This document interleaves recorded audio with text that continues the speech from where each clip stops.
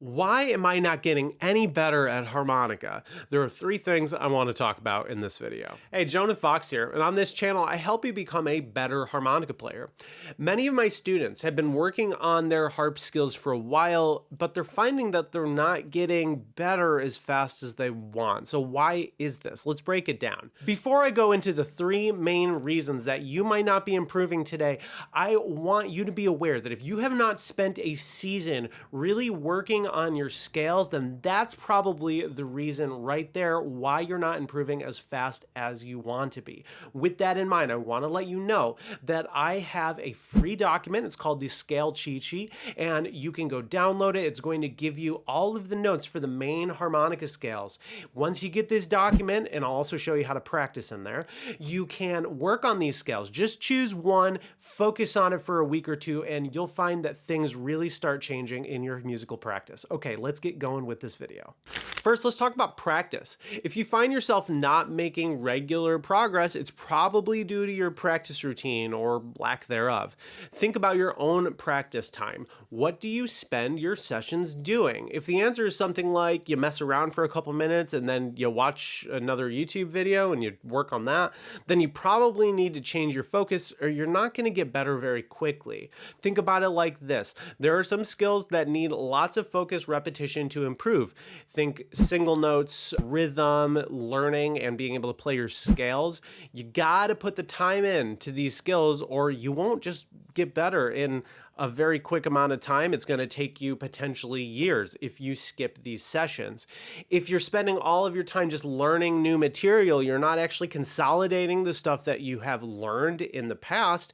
And as I said before, it's these foundational skills like your ability to play in time that everything builds off of. It doesn't matter how many little short songs and stuff you know if you can't play them well because you haven't taken the time in front of a metronome to improve your rhythm, then you're not going to be very happy with your playing abilities. If you're feeling like you're not moving forward very quickly, you probably need to spend more time on the foundational skills that really matter.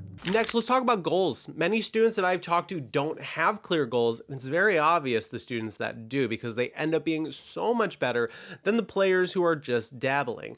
The default state that I think we all start off in is what we would call shiny object syndrome. This is where you spend a day or two working on one thing, and then without even finishing that thing, you move on to the next thing.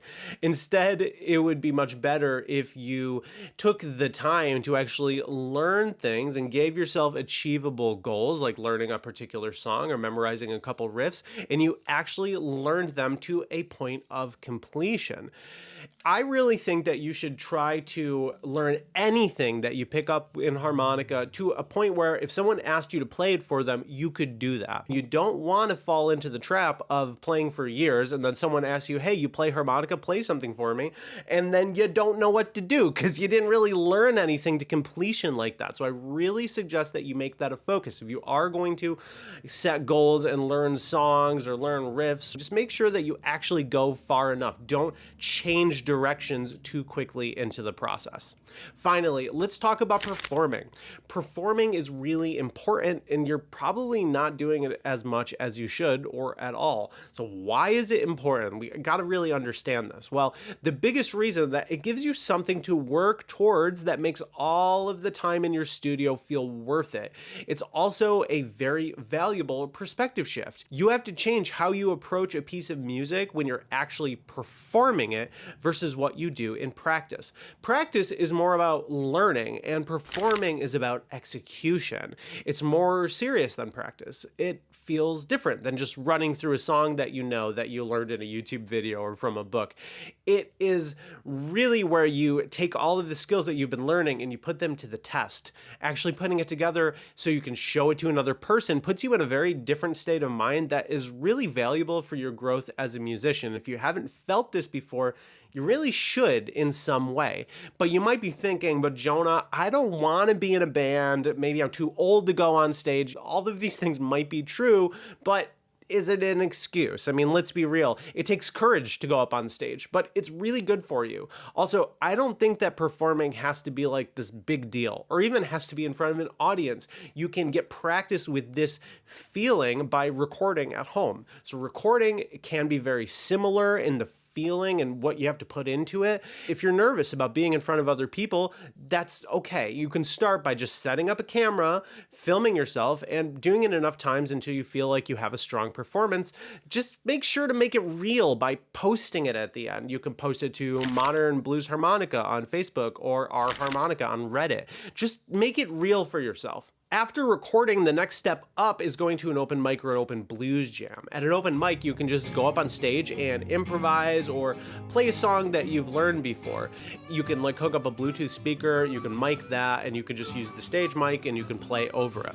Most people are really surprised and delighted by harmonica players. Even if you don't do very well, I bet people will appreciate the change in sound and the novelty of listening to the harmonica. I mean, most people have never seen a blues harmonica player in real life. Keep that in mind. You are a unicorn in the musical world, and people will be like, wow, that's so cool. I've never heard that before. At an open blues jam, this is even easier. You sign up as a harmonica player and you get called up with a full band that plays blues songs. If you can improvise over the blues, you can do this. It's not that stressful, and it's usually a big party.